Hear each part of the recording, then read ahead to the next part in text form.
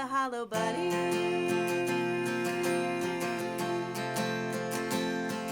And we all feel hollow sometimes. Greetings and salutations, and welcome to the Hollow Bunny Leadership Podcast. I'm Kristen Zeman, and I'm here with my edgy and ornery co-host, Sylvia Moyer. Yes, ma'am, I am. Yes, Yeah, I'm edgy feeling that and from you ornery. today. Yes. I'm feeling it. I like it, though. I like it. We are both former police chiefs. However, the Hollow Bunny podcast is not just for cops. This podcast is for anyone interested in talking about life and leadership, particularly the lessons we've learned about both. I would love to tell you that that's what our podcast is about today, but it's not, is it, Sylvia? It is not, Kristen. What started as you and Ted and I having a team meeting, our producer getting us together and talking about calendars and synchronizing and branding, evolved into a conversation about an array of topics that will enrich the lives of our Hollow Bunny Leadership Podcast listeners. Yeah, well, you say evolved, I say devolved.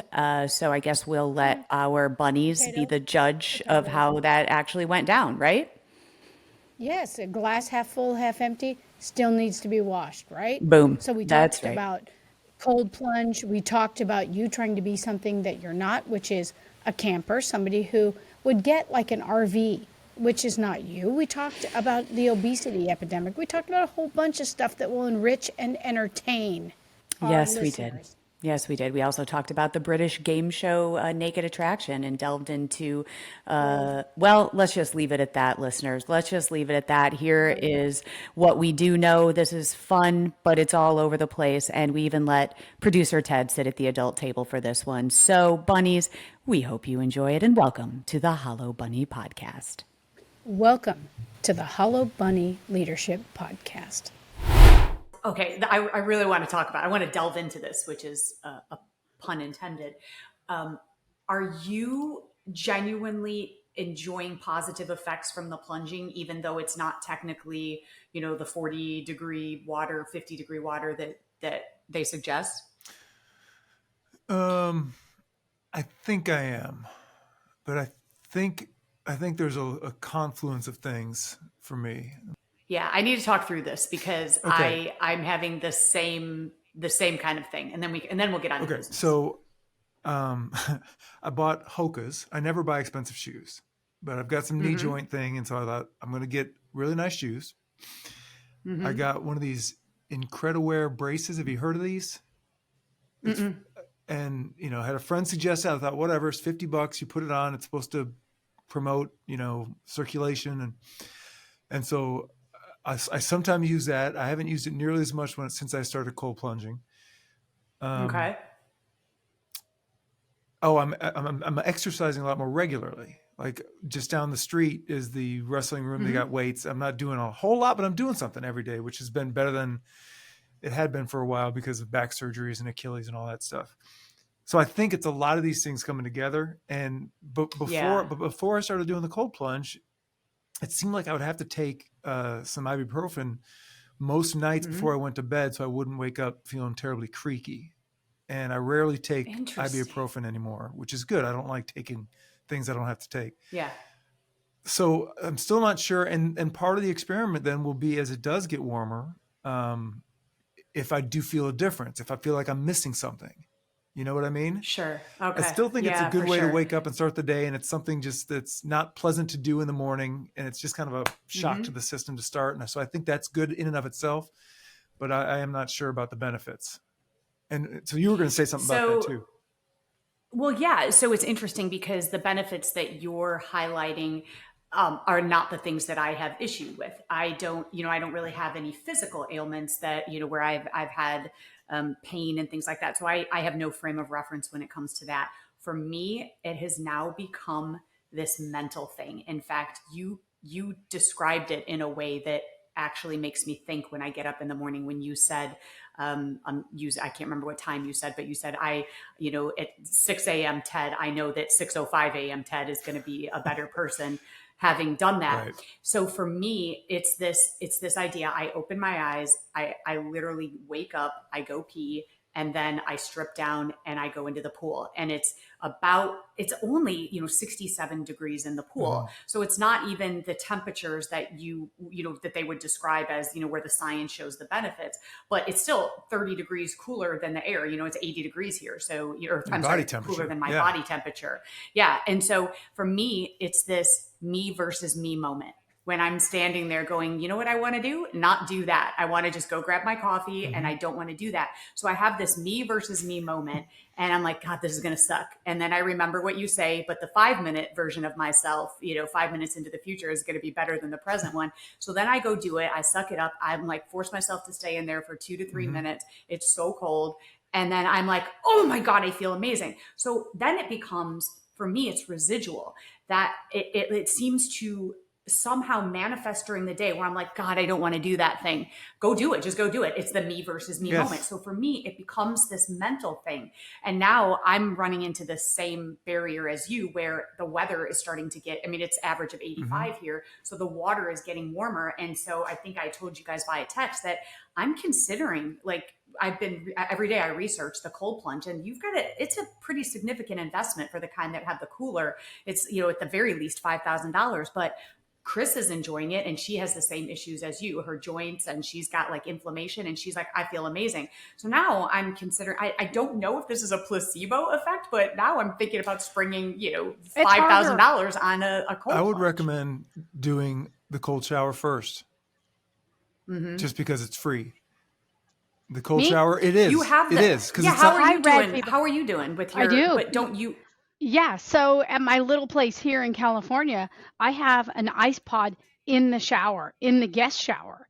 And so then I have 3-pound deals of ice that I put in. Mine is only 58 degrees. Right. Now, like you, Kristen, I question, is there a benefit there? And I say, yes, there is, because it's something different. So I immerse, and the same way, it's a me versus me moment, as you call it.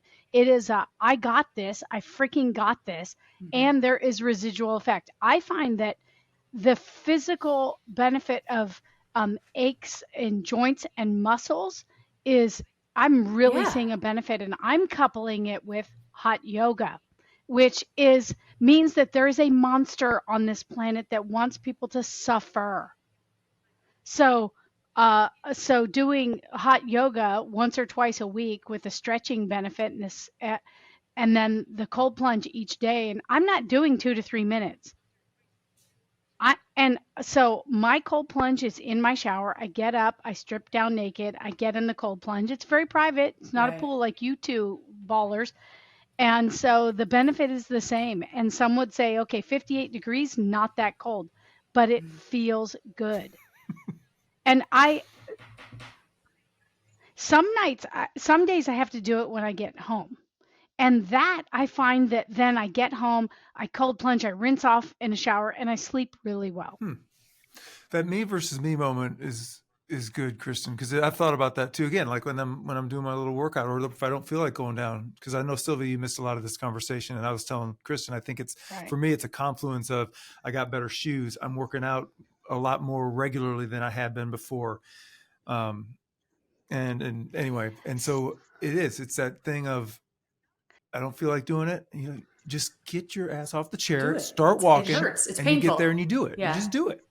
So I have to ask, we're trying to identify that one thing, and you two have talked about, is it a placebo, or is it your CrossFit, your working out, your stretching, your meditation? Is it all these things? And this is just one of the many? Do you have to know? If you're experiencing the benefit, and there's no degrading effect financially, No, you don't have to know, emotionally, right? physically, why not? No, and it is the mental. Yeah, for me, it's mental, all mental. The worst thing, or at the very least, you're getting in and doing something uncomfortable to start the day. And it does make you feel better. It's, one of the silly side effects or benefits I've noticed is there have been mornings before where I would get in the shower, and I usually shave in the shower, and I would be just, I'm too tired today. I'll just let it go today. It's not too dark. I'll get it tomorrow. And I shave every day now because I'm awake. See, and it's the little Yeah. things, right? I know. Does it happen to you where I'm literally in the pool where I'm probably like a minute in and it comes over me where I just become wide awake and alert, and it's like it's this moment. It's I can actually feel the moment happening where I'm like, I'm so awake and I just feel so happy that I did it. I'm like, the worst is over. I've been in here a minute Yep. already. And I don't know, for some reason, it's just helping me tackle things I don't want to do because I just keep thinking about the discomfort and how it's going to suck for a minute and then just do the thing. So have you missed any days? Nope. Well, when I was in Except for when I when I was travel. in Utah for the trip, but no, I haven't missed You- a day you- since February 3rd. Wait a minute. Ted, so you're in Utah in the snow. Did you just run out in the snow naked and roll around with the same effect? And you're so sweet. I mean, sugar melts in the rain. It's got to melt in the snow too. There was a lack of privacy that would have prevented me and a lot of children on this trip. So I wasn't going to strip Okay. down naked and roll around in the snow. It's funny that you mentioned privacy because, I live in a community and, it's a screened-in lanai, but it's, I've got houses across the pond. And, one morning I was looking and I was like, you could probably see into this. And then I had that moment. I'm like, you know what? Just don't look. This is my backyard. If you're looking in, that's on you. If you see me in the buff going into my little cold plunge. So, that's your problem, not Hey, mine. we'll be looking for it on Instagram for sure. That's a social media I post. could recognize that little fanny from across the lake. Little copper tone butt. Wow. Oh my No, gosh. we are not the podcast You for don't bow carpooling to school.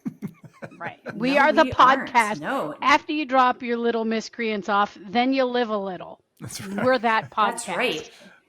Naked cold plunging, naked attraction. Yes. I mean, we have a whole theme of nakedness going on. Katie do. tried to There- get me. She tried to get me to watch that last night. We were watching TV together. I said, "No, I'm not going to do it." I said, "Kristen, Ted, you Kristen haven't said watched it? there's things you cannot unsee, and I don't want that. No, you I can't. don't want to unsee that stuff." No, I mean, listen, friends, I don't know how to say this in a way. Oh, here it goes, Ted. Here. This is okay. I am a person, I would say I'm mildly experienced when it comes to seeing the genitalia in an intimate setting.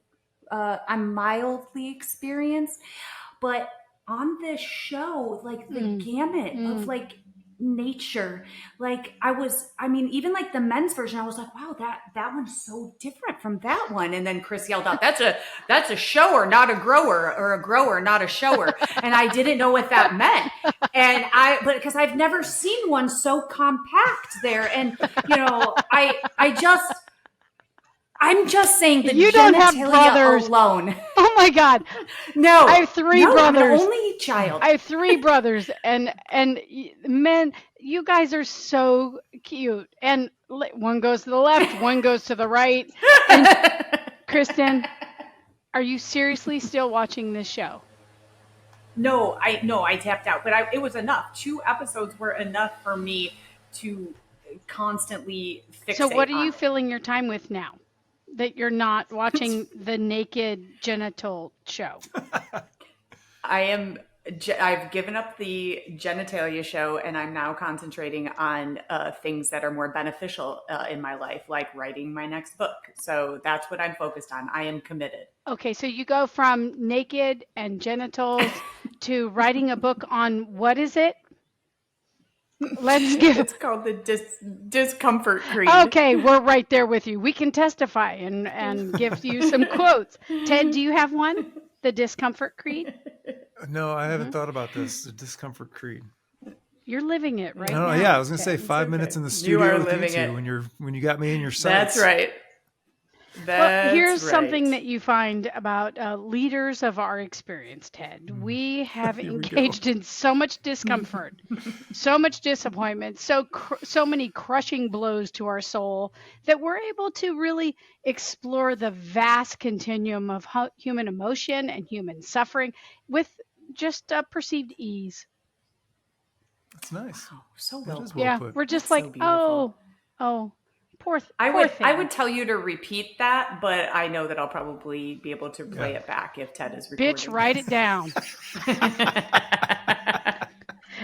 Okay. So, we need to explore that. There was a recent study that came out in neuroscience that says you have greater brain connectivity when you write things down. It can be it can be a stylus and a pad like our Remarkable pads, or your iPad with a pen, or I don't know, a pad of paper, or a journal or something. So there's a lot of science. There's something to that as I well. read that article.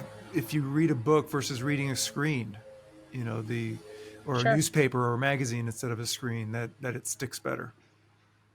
Really? Yep. I've not heard that, but I've definitely heard the writing brain connection, that it sticks with you when you write it down. And I'm definitely a note taker. Yeah. I love carrying my journal around and writing down thoughts and things like that. Yeah. Oh, you know what else I've made? So I've also been, looking at kind of like what you were saying, Ted, about the things in your life that are benefiting you positively, not just the cold plunge. But I sat down and I was like, I want to make sure that my discipline is like intact. So this optimization habit tracker, I built this. I made it. Okay. And what does it say? What It's are like its so. settings? So at the top, I wrote optimization habit tracker, and then I wrote what are my goals for the month of October. And one was to improve health and fitness. 2 is to book more keynotes. 3 is to write more for book number 2. So those are the 3 goals that I picked. And then along this left column, what are the action items that I have to do to move the ball forward on those things? And I've got plunge, work out, meditate, read for 20 minutes, write 600 words a day, post and market, make a connection, and limit alcohol. And then I've got in my notes like health and wellness. And then every day that I do one of the things, I check the box. And so I can send it to you. I made a PDF of it. If you want, you can print it out. And the idea was to be able to, people could make it their own, just because I built it the way that, I need to kind of pursue my discipline and action items. So I can send it to you and you could fill it out. You can. I feel like this is a kids out of the house project when I can start actually setting goals for myself again.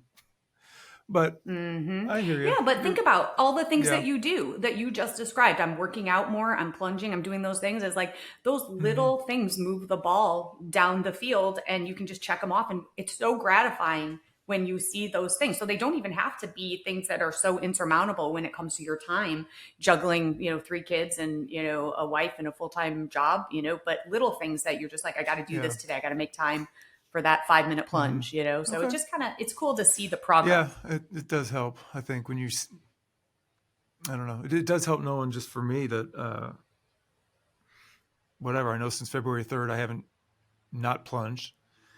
And then I think it was probably middle of January since I've been, every day I come to work, I make sure I go down there, and but it's good to track that too. I definitely, if you send just it, little please. things, just little things. Do you think, Kristen, that one of the effects is not only just writing it down, contemplating, committing, writing it down, the discipline in the after to say, okay, yes, I did that. But then, like you referenced, the accomplishment kind of coming back and saying, wow, I did a lot of amazing shit. And it can just be micro movements like Ted's talking about. So much is consumed with kids stuff. And you can write that down, Ted, for the TED time. Yeah. And just those micro things that you have done for yourself. Well, actually, you just kind of made me think of something else. Your goal, think about what your goal is. I don't know what your goals are, but let's pretend health and wellness, but also to be a great father, to be a great husband, right? And so you can add those action items there of real time with my kids, where I put down a device and I engage on their level and check that box. There is something, you're right, so gratifying of seeing I'm doing good things here. So your goals, that can be part of your daily action items that make you a better father, a better husband, and a better human, There's a book by James Nestor, called Breath. And what he argues, breathing through your nose. And what that does for us. My God. The book opens with an experiment where basically he had his nose taped shut and he was a mouth breather for 2 weeks. And he slept worse and his mental capacity went down and all these different things so it's like when, you hear inhale through your nose, exhale through your mouth, okay, but there's like some reasons to it. That book is fascinating. And That It is. that is like a great commitment to the science. oh Is to plug your nose gosh, for yeah. 2 weeks. Ugh, That's going sounds in awful. deep.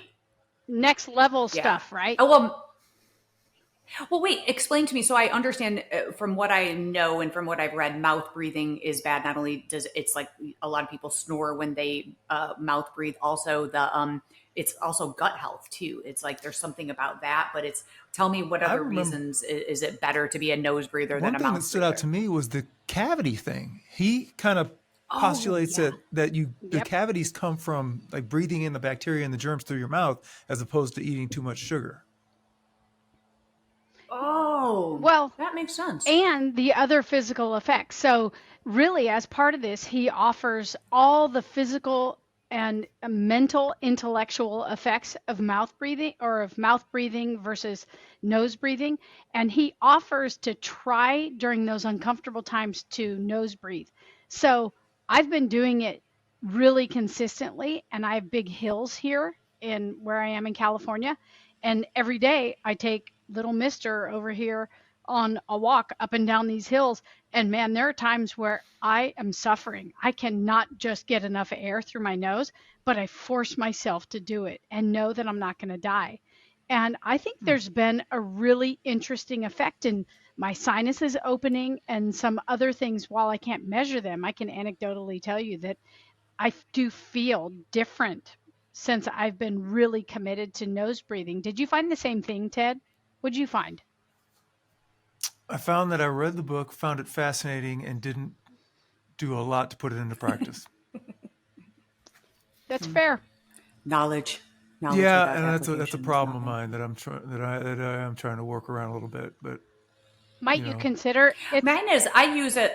I use it like you do. Still, I use it during exercise, and I do that to slow my heart rate down. So since in the middle of CrossFit where I'm almost dead, I'm going to die, I like stop and breathe through my nose just to bring my heart rate down a little bit because it's so hard for me. But outside of exercise, I don't use breathing, and I'm like you. I should. it's free.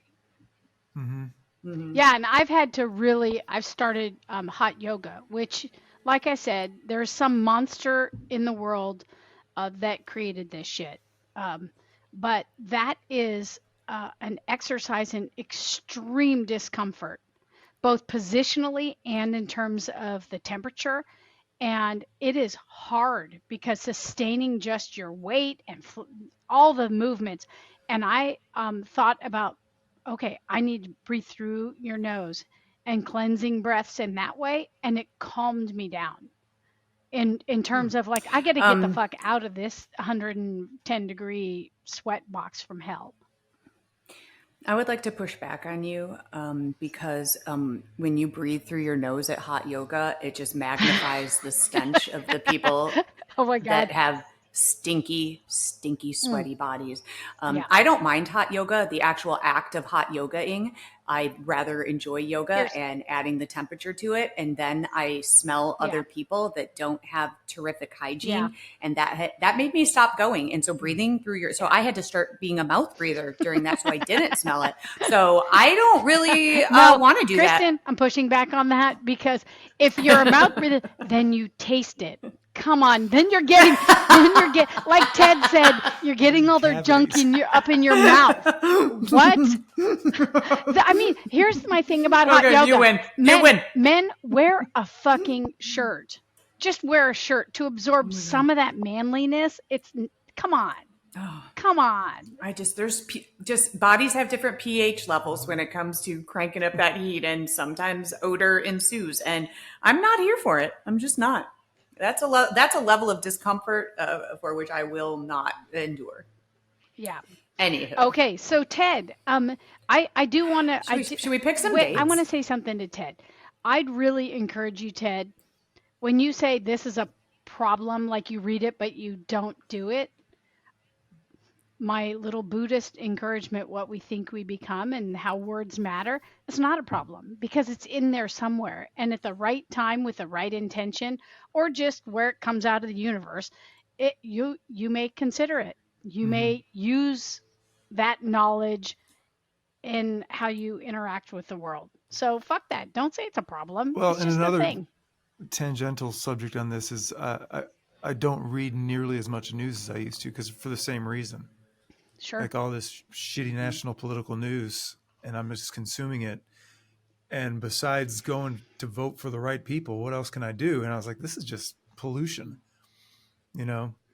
Oh, I'm so glad you said that. I just had this conversation with someone that was like, I said, I'm turning off the news. I'm done, especially as it comes into I know. election season.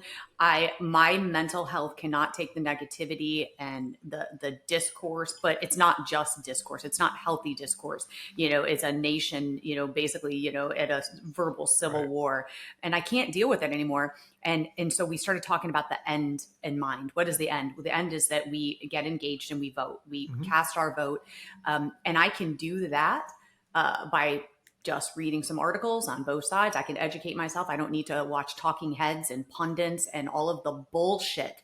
And so I actually reject it. And I'm still doing the thing that I'm supposed to do as an American who loves this country. I'm going to go vote. Yep. And so I think you're on the right track there, is that you can still do all of that and get rid of the noise. Yeah, it's hard because we become this nation where people on opposite sides of the aisle could disagree. Like, Ted's on one side of the aisle for this example, and I'm on the other. And so then Ted would propose something, and I would disagree with what he proposed. So we'd talk about that thing, and I would disagree with that thing, that policy, that program. And now it's become, Sure. I disagree with Ted, and you're an asshole. It's like, Ted's a stupid idiot. when did we come to that? When did we come to this character Right. attack? You didn't have brothers, Kristen, but it's like my brother when he was 12. It's like, hey, dude, here's the deal. And we talk about something till he got frustrated. He goes, you're an asshole. Okay, you're 12, you little fucking twit. Really? You can't come up with something other than that. So we've devolved into this place of just doom. Good for you that you turned it off, Kristen and Ted. Right? We Yeah. kind of Can't do it. consume what we need to consume. Kristen and I both read that Heather Cox Richardson daily So newsletter. do I. Letters. Okay. So do I. My mom got me on her a couple years ago, and now I'm kind of to the point where this is where I want to get my news, right? From She feels historians, it. from political experts who. Right. But the thing is, like, even then, I'm like, I want to share this. Like, say, look, all right, don't watch CNN, don't watch Fox News, read this historian, but the people on the right are going to read her and say, well, she's obviously a Democrat. And so there's just no finding a middle ground because, we were talking to a guy on a ski trip, and he's a bit deliberately provocative. And so we didn't get roped in too badly. But he was, he brought up something that he had heard, and we're like, what are you talking about? Like, I don't know if it was I don't even know what it was, but I'm like, this is like the Fox News shit. Like, there's stuff that we have never even heard of that they are being fed.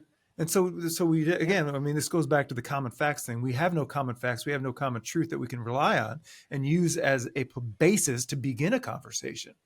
Yeah. Right. So what's the point? Right. Well, and that's what we ingest, is like because we have, of course, our bias. Syl and I are both reading Adam Grant's book, and I just finished it, Think Again. And this is exactly what it's about, is discourse, and then, feeding ourselves the things that only agree. So I've given a shout out before of this news entity, but I want to do it again. And it's Tangle News. And I love this guy because he collects the topics of the day, and he collects everything the left is saying, everything the right is saying.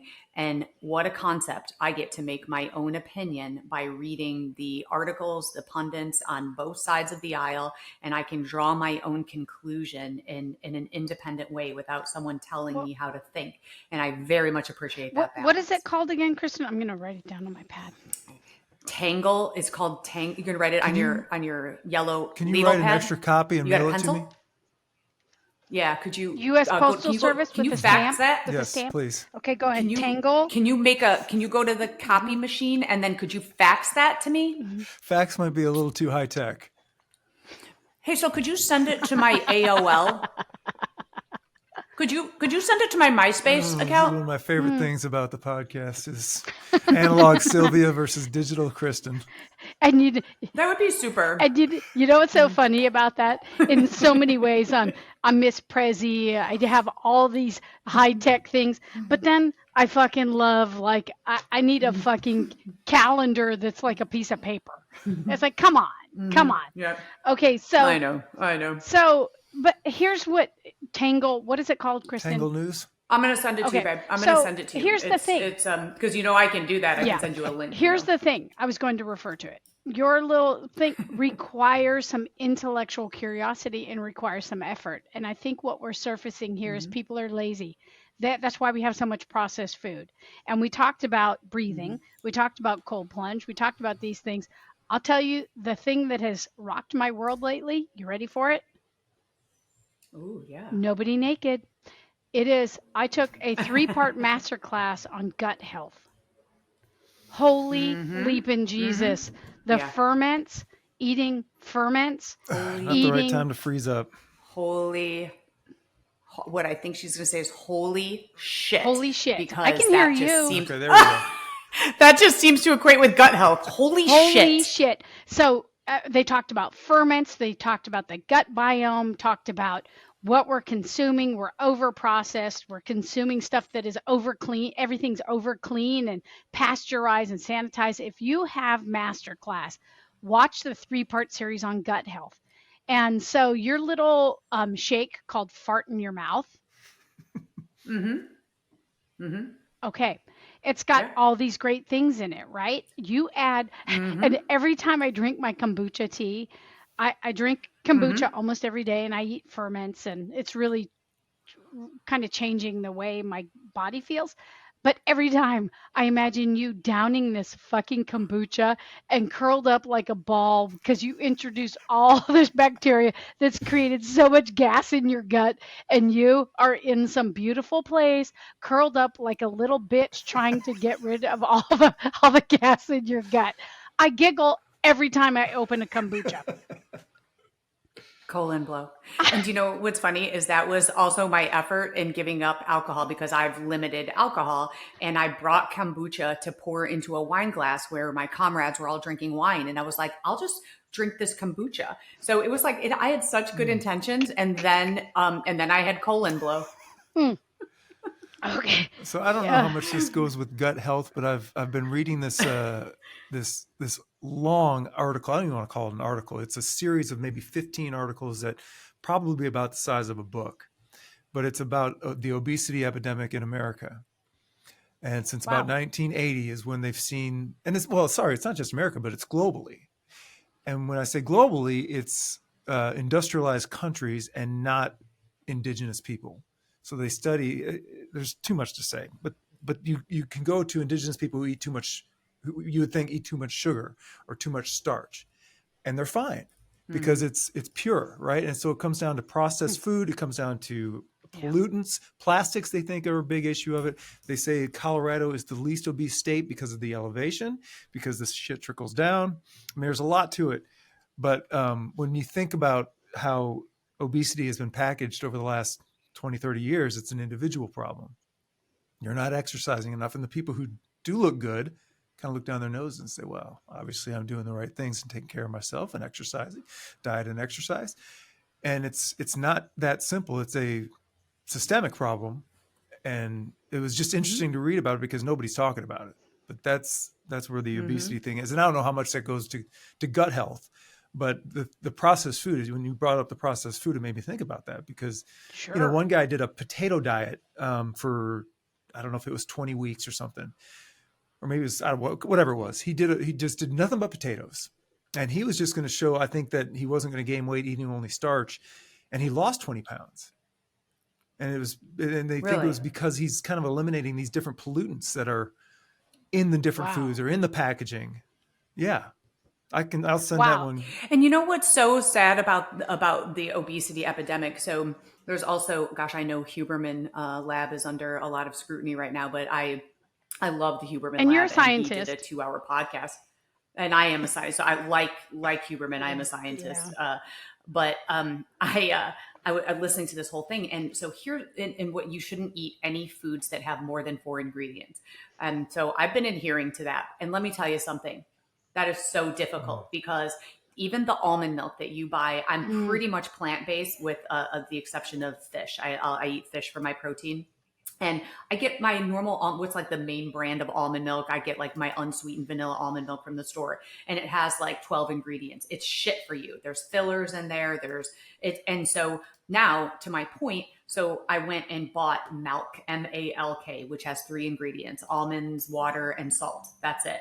And it is double the price of what the almond milk is in the grocery store. So we're telling people to avoid processed foods, and yet we're not making it available for people, the normal person, to consume because it's completely unaffordable. Well, and you go to someone like our friend Lori Luno, who has a certificate in nutrition. She has really rocked my world. I make Buddha bowls. I call them Lori bowls or Buddha bowls, just Japanese sweet potato and edamame and kale and, you know, all this stuff. And mostly plant-based like you. She has an almond press. And it's some fancy ass almond press that she doesn't have to soak the almonds, and she gets pure almond milk. It's really fascinating. And here's one of the things with that. Yes, it is, science is showing it's better for us. Yes, it's way more expensive to eat healthy. And yes, it is. Here's the thing. An almond needs a bee. For an almond to exist, you need bees to pollinate it.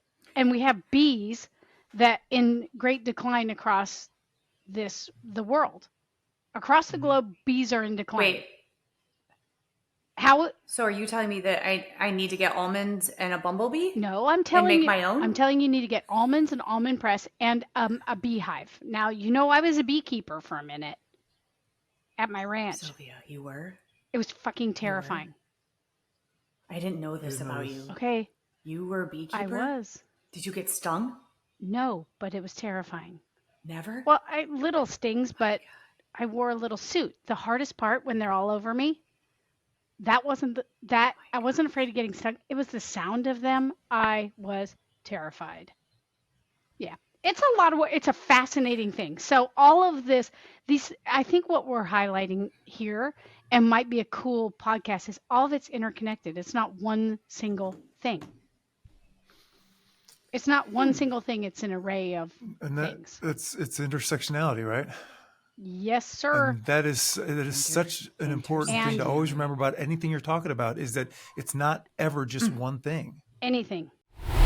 Do you guys ever get into situations where you like the version of yourself that you want to be is not actually who you are? Like, you know how there's a great example of like people that pack for like when they go on vacation, like they don't work out, but they're like, you know what, when I go on vacation, I'm like going to pack all my workout clothes and I'm going to pack all my going out clothes. And, you know, and they don't really even dress like that at home, and they pack all this stuff. And then they get on vacation and they just wore like the same jeans for 5 days, never cracked open. So I have a problem with that. And, like, I want to be like an outdoorsy person. I have to tell you guys what we just did. We are so stupid. So in my mind, I am a camper. In my mind, I am, you know, I'm starting fires. It's all in my mind. It's the person I want to be. Roast marshmallows over an open fire. Wear flannel. Is that part of it? Yes. So, but now remember, I don't want to sleep in a tent. So, okay, you know those those Mercedes Sprinter vans that are like big sleeper vans, but they're like luxury sleeper vans. So they make one called the Revel. You guys have to look this up, Revel. And it is like, it is the coolest looking thing. And so I said to Chris, I said, you know what, let's get one of those and let's start traveling around the United States. And that way we don't have to get hotels. Like, I'm going to go to Dallas and I'm just going to pull in your driveway, Ted, and we'll sleep in our sleeper van. I'll wait for your lights to go on. And then, so we're just going to drive around, you know, still I'm coming to California. So we literally went to this place and we looked at this sleeper van, and it's $200,000 because it's like got a queen bed in it. And I'm like, Chris, that's who we need to be. Like, we need to be these people. And then 2 days later we got home and I'm like, you know, that's like literally not who we are. Like, we like to get on airplanes to get to the place that we're going. And I'm like, this is the stupidest thing that we've ever done. Do you ever do that where it's like the person that you want to be It's you're trying to be that person, but you're just not. I always thought about that, like living in if we lived in a big city, if I had lived in Chicago, let's say in my 20s, I love the idea of taking public transportation, not even owning a car, right? But I'm Boy Scout, I'm contingency man. So in the trunk of my car, I've got gloves, I've got a hat, I've got, an extra shirt, I've got 2 pullovers, I've got an extra pair of old shoes just in case, right? And so I'm not that person God, I that love could you, live in Ted. Chicago. Just not Right. that person. Not that person. No, we thought we have 4 children and they all live in different places. And we're like, this is so great. That way we don't have to buy a place, like in between all of them. We're like, we'll just bring our Revel van and we'll just park it in everyone's driveway. I mean, like I was like, Chris, we're totally doing this. It's cheaper than buying a condo somewhere, a second home. We are buying this. And Kristen. I just started laughing. I'm like, Chris, who, like, I'm not taking that tank out of that van. I'm not, I'm not dumping that. It's a cassette. What? It's a cassette man. tank in that. I know. I saw it. He did a whole demo, and I was like, the stuff goes in there. I'm not doing that. Here's the thing. In that kind of van, you only download coffee, not donuts. Know what I mean? It's only number one. I feel you, girl. I feel you, girl. I know. God, I love the idea. It's a of it, great though. I just love idea, it. but even in that one, you have to have the back door open to have it hooked up to city water and power. I mean, there are different options for someone of your esteem. Yeah. Yeah, or I can just keep booking ourselves in 5-star hotels. And, That sounds more Okay. like you. Do you think my dog is dead? Do you think if people watch the podcast, they'll think Fenway is dead? Fenway. No. Fen. No. Do you, He no. moves enough. okay, so he does? No. Okay. Yeah. Fenway. He's got a little. No, Fen is just, Do you love his name, Ted? he's the I love it. sweetest. It's great. It's a great dog name. Well, the next one would be Wrigley. Yeah, that's a good dog name. Yeah. You guys, maybe because the person that I used to be didn't like sporty ball, and now I really like sports. It's called plunge. Maybe I'll become a camper No. later. Not likely. Maybe because now, maybe I'm Kristen, ever evolving. Maybe I will no, become a camper. No. Put it on your goal I don't sheet. see it happening. Okay. I saw this thing on Instagram I almost sent you, Kristen. So this lady has a tattoo of a raccoon on her leg, and she shaves around it so that the raccoon is fuzzy. If you become that person, I'll buy you a fucking Sprinter van. I'm like, what is happening? Oh, God. What is actually happening? Well, that is a wrap of our dumpster fire of a show today. I hope no one listened to it. Ted Madden produces this podcast, reluctantly, and the song you're about to hear was written and performed exclusively for the Hollow Bunny by my handsome and talented son, Jake Zeman, and his accomplished friends, Fabian Guerrero and Zoe Replinger. If you like the podcast, please subscribe, like it, review it, and tell everyone you know about it. If you hate this podcast, please subscribe, like it, and just shit on us in the comments. We don't care. Follow us on Instagram, Facebook, and Twitter. All you solid bunnies, thank you for listening today. Please keep filling up your own bunnies and continue to add substance to others.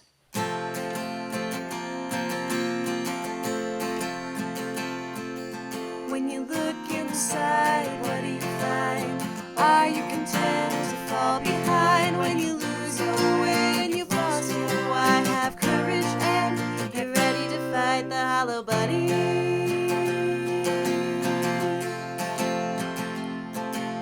When the way ahead is covered in smoke and you're tired and scared and you're losing hope, you'll open your heart and your eyes to see a challenge and a question. Why not me? To fight the hollow bunny.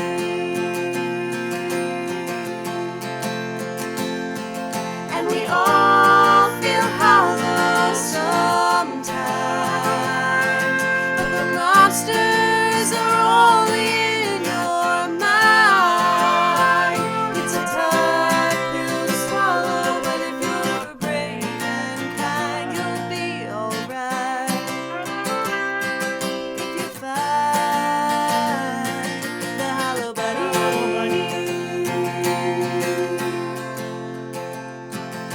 When the challenge ahead scares you to death, you tame the imposter.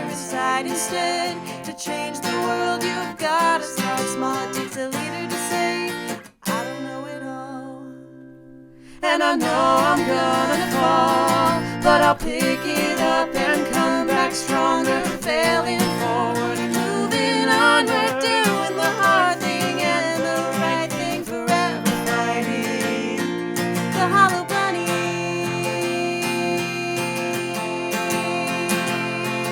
And we all feel hollow sometimes, but the monsters are only in your mind. It's a tough pill to swallow, but if you're brave and kind, you'll be alright. If you fight the hollow bunny.